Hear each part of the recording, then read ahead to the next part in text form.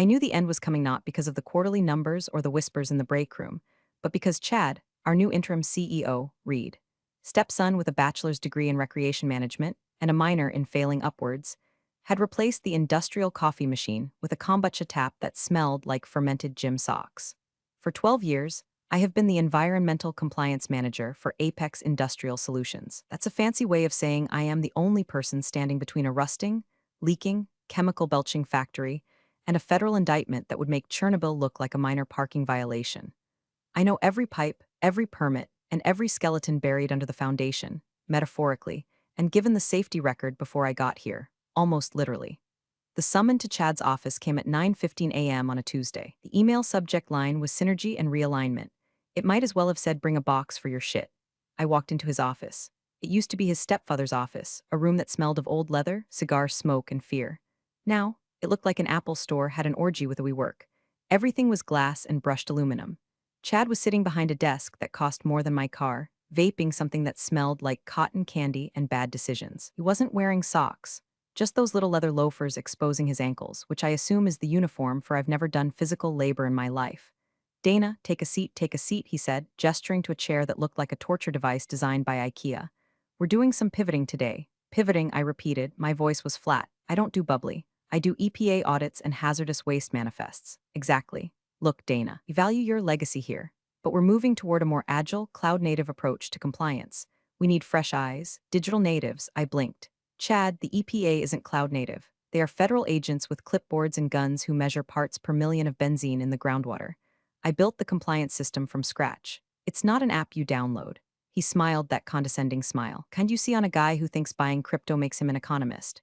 We've hired a consultancy firm, Green Tech Vision. They're going to automate your workflow. So, unfortunately, we're going to have to let you go, effective immediately. I stared at him. I could hear the hum of the ventilation system, Unit 4 specifically, which I knew had a fraying belt that needed replacing next week or the filtration system would fail. I knew that. He didn't. You're firing me, I said, clarifying the sludge coming out of his mouth.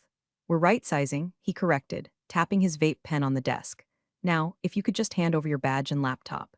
Security is outside to help you collect your personal effects.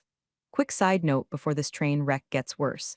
If you're enjoying watching a nepotism baby destroy a multimillion-dollar company in real time, go ahead and hit subscribe and upvote this mess. It helps the algorithm almost as much as beer helps me tolerate these memories. Chad, I said, standing up. I felt a strange calm washing over me. It was the same calm I felt when I found a leaking drum of solvent in 14 and had to coordinate a hazmat team while the plant manager was hyperventilating in the corner.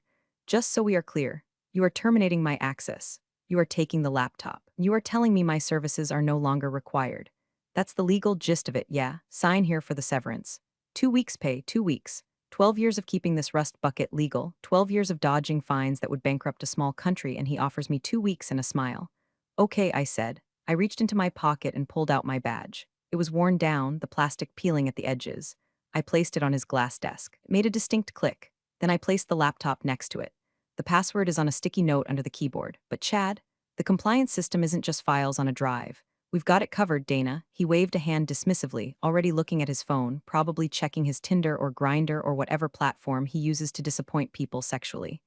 Don't be bitter. Bitter? No, I wasn't bitter. I was nuclear. I walked out of that office with security guard heavy breathing behind me, poor Larry, who I've shared Christmas donuts with for a decade, looking at the floor in shame. He knew. Everyone who actually worked for a living knew. I'm sorry, Dana, Larry muttered as we reached the front gate. Don't worry about it, Larry, I said, lighting a cigarette the second my feet hit the public sidewalk. The smoke tasted like freedom and impending doom. Just do me a favor. Keep your head down tomorrow morning. Around 8 a.m. Why, what's happening at 8 a.m.? The future, I exhaled, or the past coming to collect. One of the two. See, Chad made one critical mistake. He assumed compliance was a department. It wasn't, it was me. And he assumed the automated reports I set up were company property. They weren't. They were scripts running on my private credentials, linked to my personal encryption keys, designed to require a heartbeat confirmation every 24 hours. A dead man's switch. If I didn't log in by 7:52 a.m. to confirm I was active and employed, the system didn't just stop. Oh no, it defaulted to transparency mode. I got into my 2016 Ford Escape, the engine rattling slightly. I need to fix that mount, and looked back at the shiny glass facade of the office. Chad was probably up there high-fiving himself, thinking he just saved $85,000 a year in salary. He didn't save money. He just pulled the pin on a grenade and shoved it down his own pants. I put the car in drive. I didn't cry. I didn't scream. I just turned up the radio, some classic rock station playing Don't Fear the Reaper, and drove to the liquor store. I had a date with a bottle of gin and a laptop that was about to become the most dangerous weapon in the state. You have to understand something about industrial manufacturing in the Rust Belt. It's not like the tech startups Chad jerked off to in Forbes magazine. It's not clean code and bean-bag chairs. It is a constant, violent war against entropy, gravity, and chemistry. The plant, Apex Industrial, manufactures specialized coatings for automotive parts. Sounds boring, right? Wrong. To make that stuff, use chemicals with names that have more syllables than Chad has brain cells. Xylene, toluene, hexavalent chromium. Stuff that doesn't just kill you, it mutates your ghost. For the last decade, my job wasn't just filling out forms. I was the keeper of the beast. The system Chad thought he could just hand over to a consultant wasn't a piece of software you buy off the shelf. It was a Frankenstein's monster I built out of Excel macros, Python scripts, and sheer panic. He had permits from the county, the state, and the feds. Each one had different reporting thresholds. The county wanted to know if we spilled a cup of oil. The feds wanted to know if we breathed too hard near the smokestacks. I had a calendar in my head that was more complex than the Mayan apocalypse. Mondays, check the pH levels in the outflow tanks. If it's above 8.5, the city fines us $10,000. Wednesdays, audit the hazardous waste storage. If a drum has been sitting there for more than 90 days, it's a RCRA violation. $37,500 per day per violation. Fridays, the big one. The Tidal V Air Emissions Report. This is the one that tells the EPA we aren't poisoning the local elementary school. Chad didn't know about the ghosts in the machine. Didn't know that sensor 3 on the north stack always reads high because a bird built a nest in it in 2018 and we never calibrated it back, so you have to manually deduct 12% from the reading to get the real number. If you report the raw number, you just confess to a felony. If you report 0, you're lying to the government. You have to report the calculated number. I was the only one who knew the math. I remember one time, about 4 years ago, the old CEO, Chad's stepdad, a bastard but a competent one, came to me. Dana, he grunted, chewing on a cigar that looked like a turd. The inspector is here. He looks like he didn't get laid last night. Fix it. I walked that inspector through the plant for 4 hours. I dazzled him with spreadsheets. I showed him logs so detailed they included the barometric pressure. I bought him a sandwich from the vending machine. By the end, I was so bored and overwhelmed by my paperwork that he signed the certificate just to get away from me. That was the job. Boring the government into submission while secretly frantically patching leaks with duct tape and prayer. But Chad saw me as overhead. Dana just sits at her computer, he probably told the board. She's legacy cost. He didn't realize that I hadn't had an assistant in 5 years because of budget cuts. I was doing the work of 3 people. I was the environmental manager, the safety officer, and the de facto IT support for the warehouse guys because they didn't trust the actual IT department. When I got home after the firing, I sat in my kitchen. My kitchen is like me, functional, clean, and slightly outdated. I poured a glass of iced tea. I was saving the gin for the main event and looked at the clock. 2:00 p.m. At the plant, the afternoon shift was starting. Right about now. The thermal oxidizer usually spikes in temperature. The alarm would go off in my office. I would remotely adjust the fan speed to cool it down. I stared at my phone, no alerts because I didn't have the app anymore. I imagined the alarm blaring in my empty office. I imagined Chad walking by, hearing it and thinking someone should get that. But there was no someone. The green tech consultants weren't due to arrive until Monday. Chad had created a gap, a 4-day gap where the asylum had no warden. And then there was the cloud log. This was my masterpiece. The EPA requires continuous monitoring. Since our hardware was from the Reagan administration, it couldn't talk to the internet directly. So I wrote a script. The sensors talked to a local server. The server talked to my script, and my script uploaded the data to a secure AWS bucket I managed. The EPA pulled the data from that bucket every morning at 8:00 a.m. sharp. But here is the kicker, the AWS account, it was under my name on my credit card. Expense reported every month. Why? Because corporate IT was too slow to approve a server request in 2017, and I needed it done that day or we would be fined. So I did it myself, shadow IT, they call it. Getting shit done, I call it. Chad fired me. He confiscated my company laptop. But he didn't ask for the password to the AWS cloud account. He didn't even know it existed. So sitting in my kitchen, I opened my personal MacBook. I logged into Amazon Web Services. There it was, the dashboard, green lights flickering, the heartbeat of the factory. I could have just shut it down. I could have deleted the account. That would have been petty, but I'm not petty. I'm compliant. I looked at the scheduled tasks. Next execution, tomorrow, 07:52 a.m. Action, transmit daily compliance report to EPA Region 5 database. I clicked on the script to edit it. Usually, I manually review the data at 7:30 a.m., filter out the sensor glitches like the bird nest error, and approve the send. I disabled the manual review required checkbox. Then I disabled the error correction algorithm. Basically, I told the system, whatever the raw, glitchy, messy, non-compliant sensors see, tell the federal government, tell them everything. I took a sip of tea. It tasted cold and bitter, just how I like it.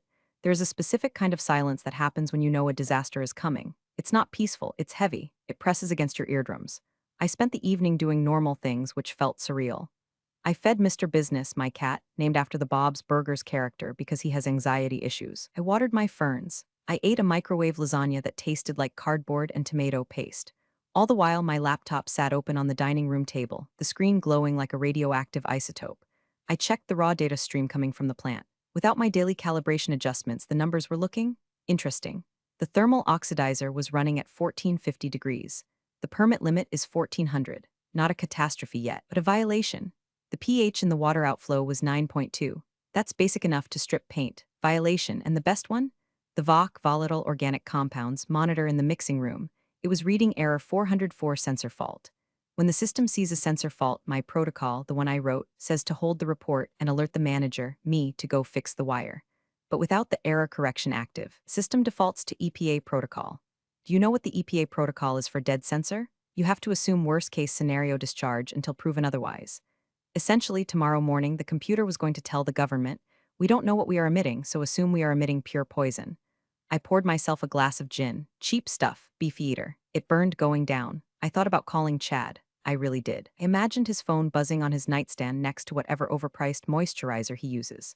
Chad, I would say, you're about to step on a landmine. And he would say, you're just jealous of our synergy, Dana. No, he had to learn. Lesson number 1 in heavy industry. Safety regulations are written in blood. Compliance regulations are written in money. He was about to bleed money. I slept surprisingly well. I woke up at 6:30 a.m., habitual alarm. For a second I panicked, thinking I had to rush to get dressed and beat the traffic. Then I remembered. I rolled over, stretched, and listened to the birds chirping. It was a Wednesday. Usually I'd be in the morning stand-up meeting listening to the production manager scream about quotas. Instead, I made coffee. Good coffee, French press. 07:45 a.m. I sat in front of my MacBook. The terminal window was open.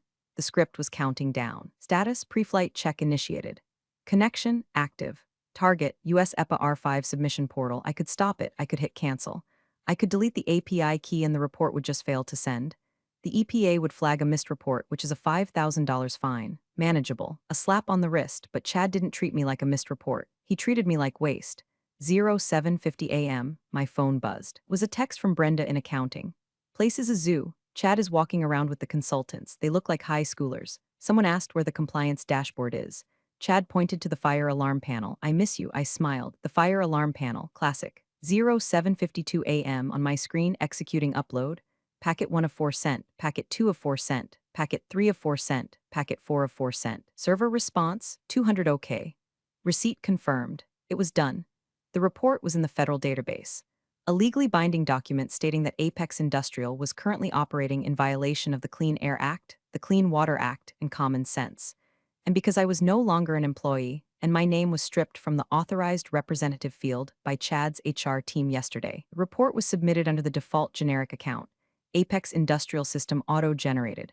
I closed the laptop. Mr. Business, I said to the cat, who was licking his butt on the rug, I think we should order breakfast. Waffles? The clock ticked to 8 o'clock a.m. The EPA offices in Chicago open at 8 o'clock a.m.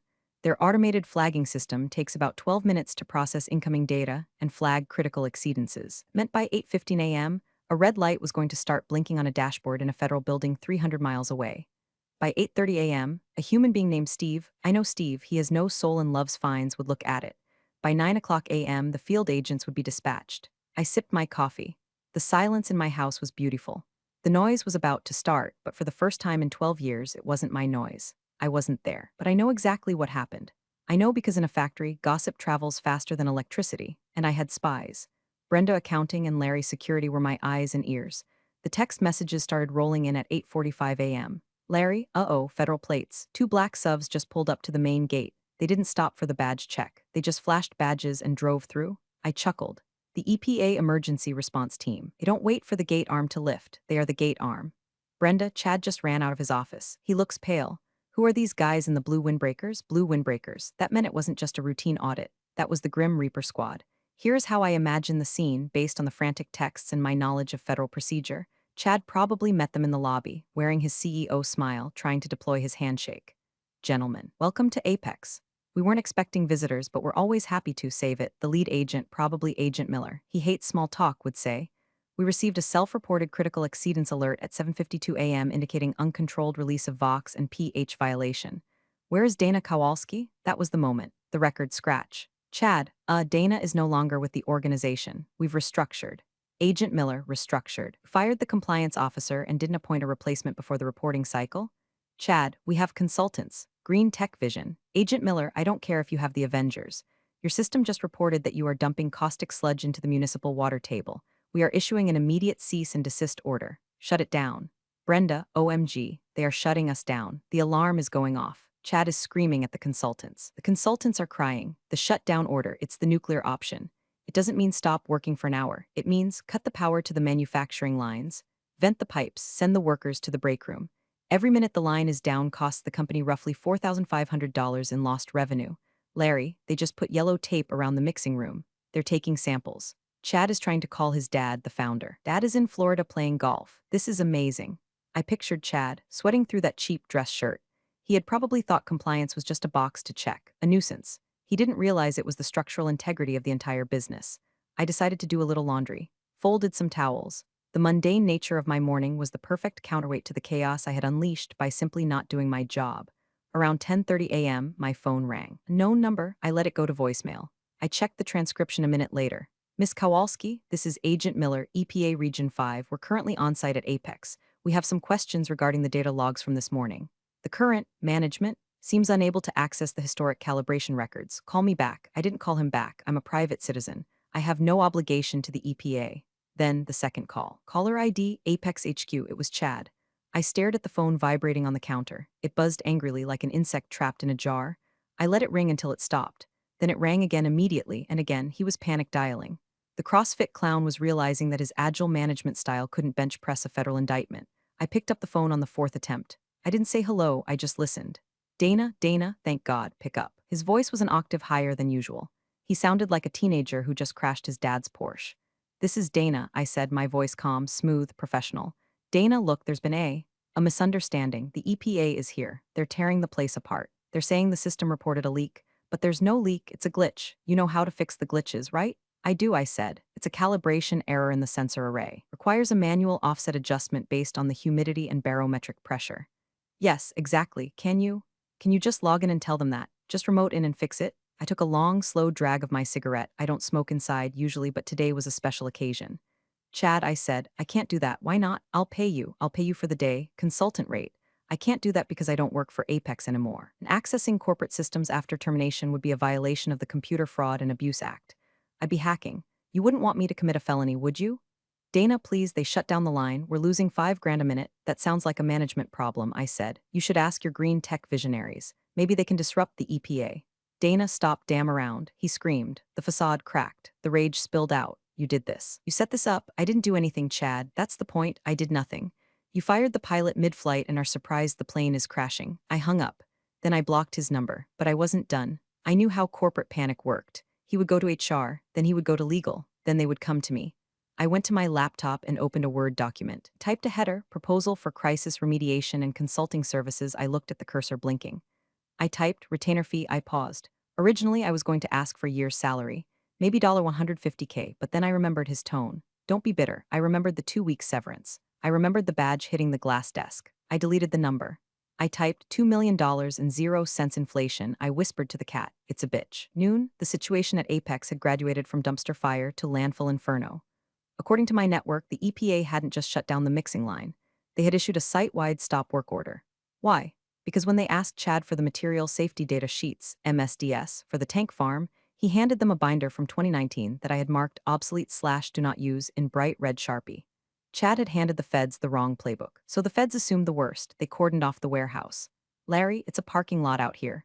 We got 18-wheelers lined up down the street. Drivers are pissed. They're honking. It sounds like a geese orgy. I knew those drivers. They get paid by the mile. If they're sitting there losing money, and if they're losing money, they're calling their dispatchers. And their dispatchers are calling Apex's customers. Hey, Ford Motor Company, yeah, your coating shipment is stuck behind a federal blockade. The ripple effect was beautiful. It was the butterfly effect if the butterfly was a 45-year-old woman in sweatpants drinking gin. Around 1 o'clock p.m., I got an email, not from Chad, from Linda. Linda was the HR director. Linda was the kind of woman who had live, laugh, love stenciled on her office wall, but would deny your bereavement leave if your mother died on a Tuesday. She was Chad's enabler-in-chief. Subject, urgent, exit interview and intellectual property Dana. It has come to our attention that you may be withholding critical company passwords and proprietary data configurations. As per your employment contract, all intellectual property belongs to Apex. We require you to immediately provide the administrative credentials for the EPA reporting gateway. Failure to comply will result in legal action. You're praying you make the right choice. Linda praying, classic Linda. I didn't reply immediately. I let it sit. I wanted them to sweat. I wanted them to hear the silence of the factory floor, which is the most expensive sound in the world. I took a shower. I used the expensive scrub. I took my time shaving my legs. I put on a face mask. Self-care is important when you are besieging a fortress. At 2:30 p.m., I opened my laptop again. I replied to Linda. Linda, I am not withholding anything. I returned all company property, laptop, badge yesterday. The passwords you are referring to are for a cloud architecture system that resides on my personal AWS account, paid for by my personal credit card, which I created because your department denied my budget request for a server in 2017. See attached email chain. This is not company property. It is a third-party service provider. That provider is me. I am open to discussing a transfer of ownership. However, I am currently fully booked with other projects, laundry. Best, Dana. I attached the email from 2017 where the old IT director, Linda's nephew, surprise, surprise, told me, we don't need cloud servers, Excel is fine, receipts. I had receipts for days. I had receipts that were older than Chad's career. 3 o'clock p.m. The Slack channels, which I could no longer see, but Brenda was screenshotting for me, were melting down. Sales VP, Ford just called. They're threatening to pull the contract. Tell me we are running.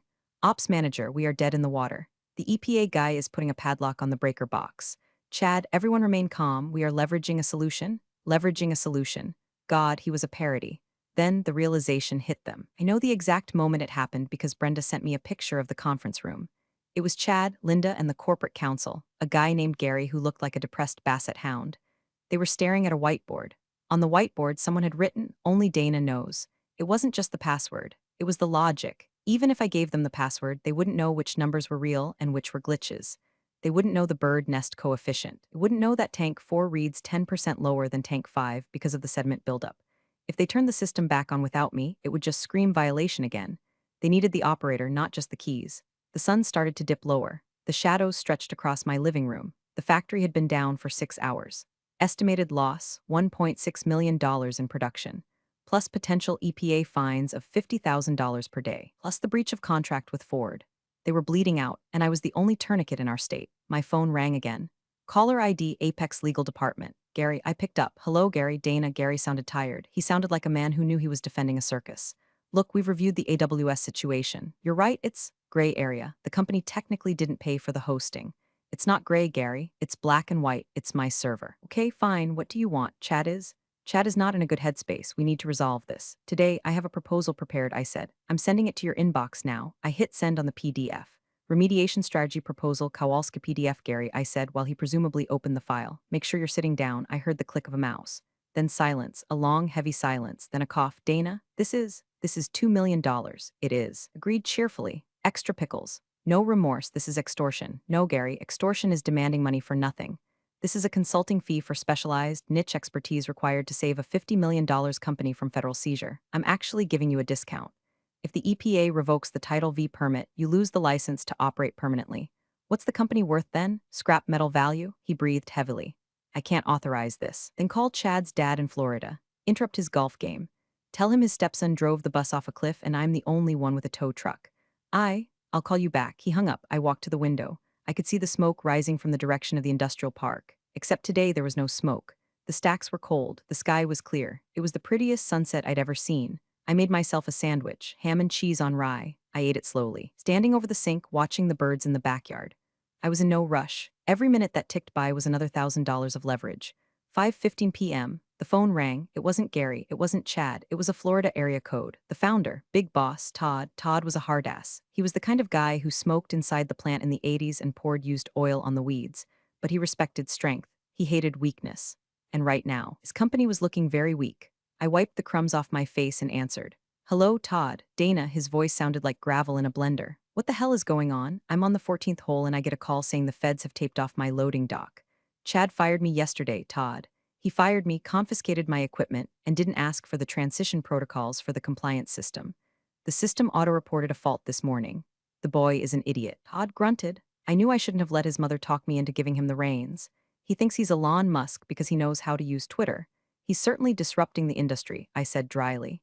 He says you're holding the data hostage. Says you want $2 million. I'm not holding anything hostage. The data is on a private server I maintain because your IT department wouldn't. I offered to sell the server and my expertise to fix the mess Chad made. That's the price. $2 million is steep, Dana. That's a lot of zeros. The EPA fine for Title V violations starts at $37,500 per day per violation. The breach of contract with Ford is probably $500K. The lost production is $1.6 million a day. By tomorrow morning, you've lost more than my fee. By Friday, you're bankrupt. Silence. I could hear the wind blowing into his phone. He was probably standing on the fairway, staring at a sand trap. If I pay it, Todd said, his voice dropping low, can you fix it? Can you get the feds off my back? I can. I have the historical data to prove the sensor fault. I can generate a corrected report, file an amendment with the EPA, and walk Agent Miller through the logs. I can have the stop work order lifted by Thursday afternoon. And Chad, that's your problem, Todd. But if I come back, he doesn't speak to me. He doesn't look at me. If he vapes in my direction, the price doubles. Todd let out a short, bark-like laugh. Fair enough, you're a shark, Dana. I should have made you CEO instead of that little shit. You should have, I agreed, but here we are. I'll have legal draw up the agreement. Wiring instructions, escrow, I said. I don't touch a keyboard until the money is confirmed in a third-party escrow account. Smart, fine. Expect the DocuSign in an hour. He hung up. I put the phone down. My hands were shaking slightly, not from fear, from adrenaline.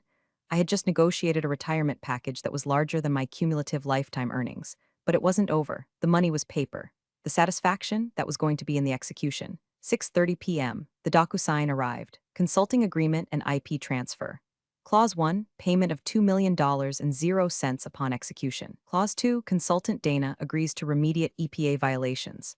Clause 3, non-disparagement mutual. I signed it. I watched the little green bar complete. 7:00 p.m., my bank called the private client line, which I assume they routed me to once they saw the pending escrow notification.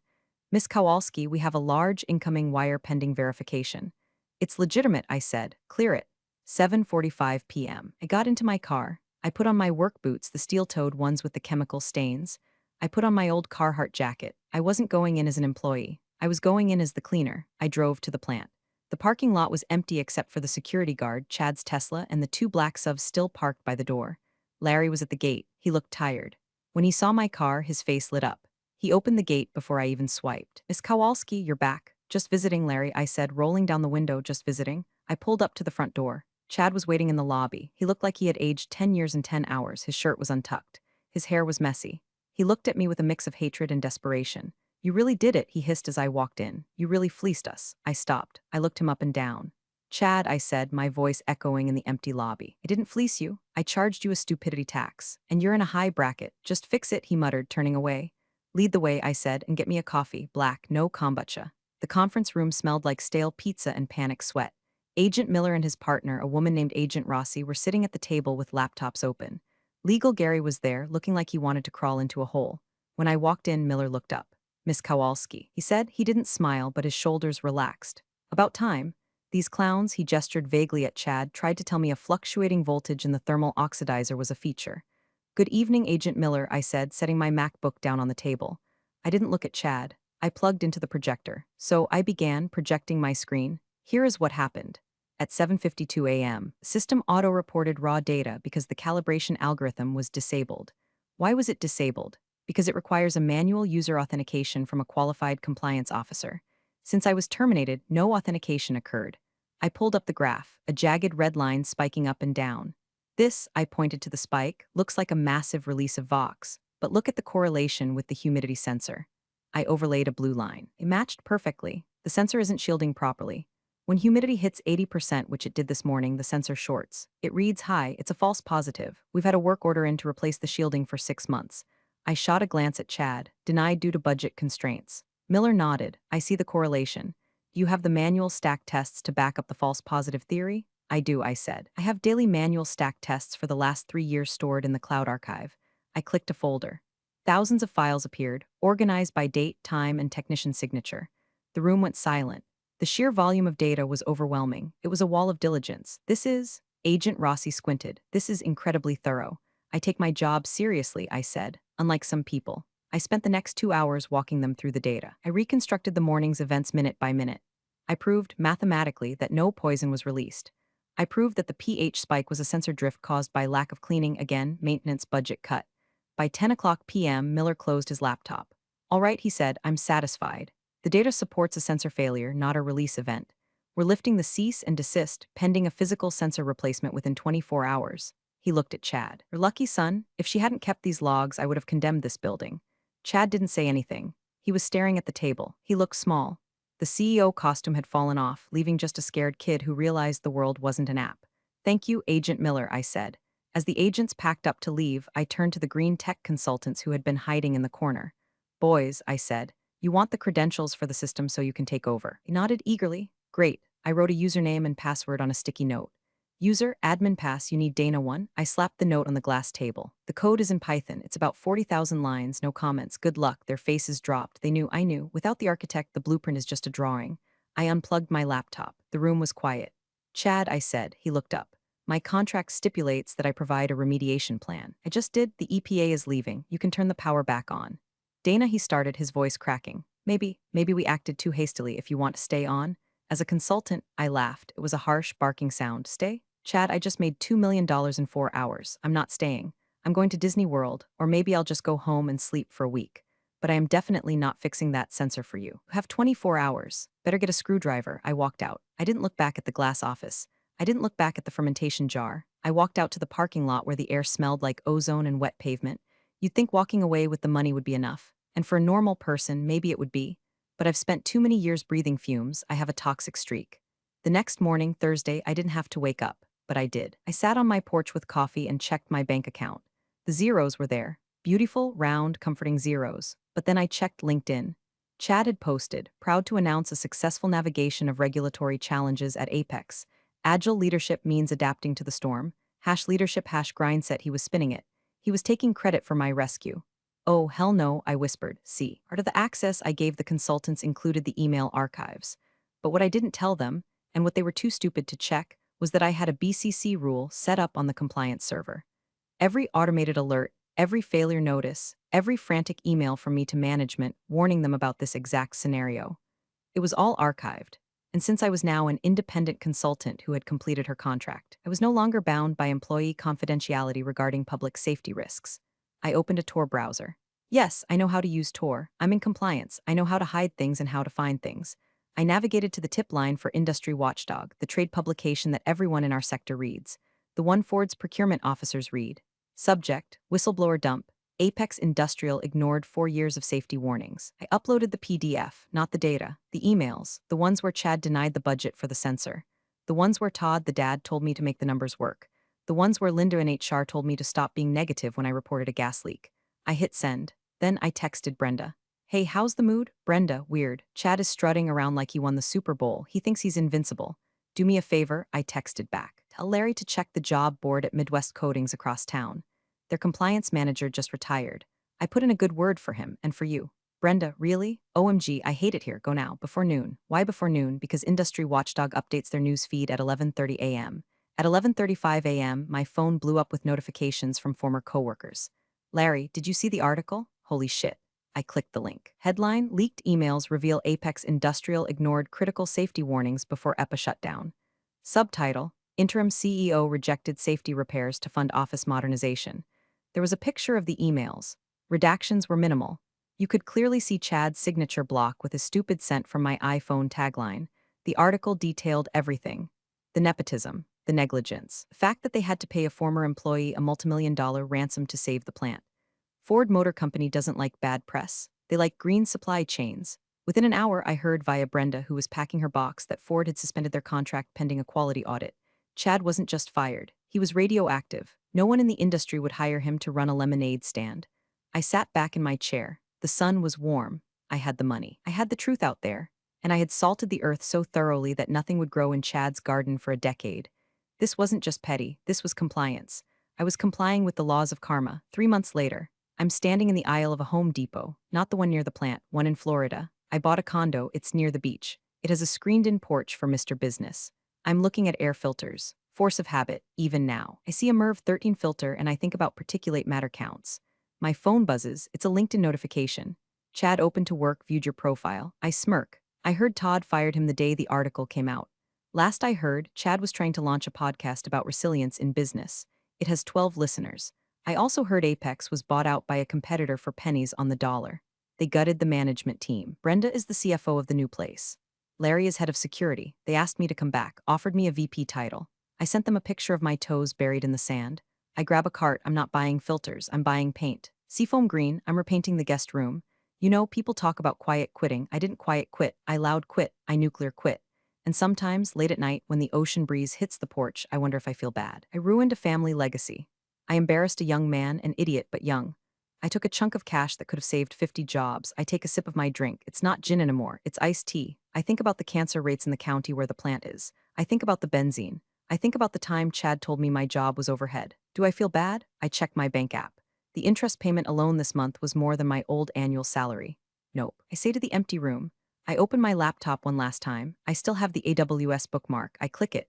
Delete instance? Warning, this action cannot be undone. All historical data will be lost. The plant is under new management. They have their own systems now. They don't need my ghosts. I hover over the button. For a second, I hesitate. That data was my life for 12 years. It was my baby. But my baby grew up and tried to kill me. So I have to put it down. I click YES. The screen goes black. Instance terminated. I close the laptop. I stand up. I walk out to the porch where the sun is setting over the Gulf of Mexico. It's messy. It's humid. It smells like salt and rotting seaweed. It smells like victory. I'm Dana. I fix things. And finally, I fixed my own life. Thanks for watching, you cubicle warriors. Hit that subscribe button. Unless you're my old boss, then you're on your own. Revenge of the coffee pot strikes again.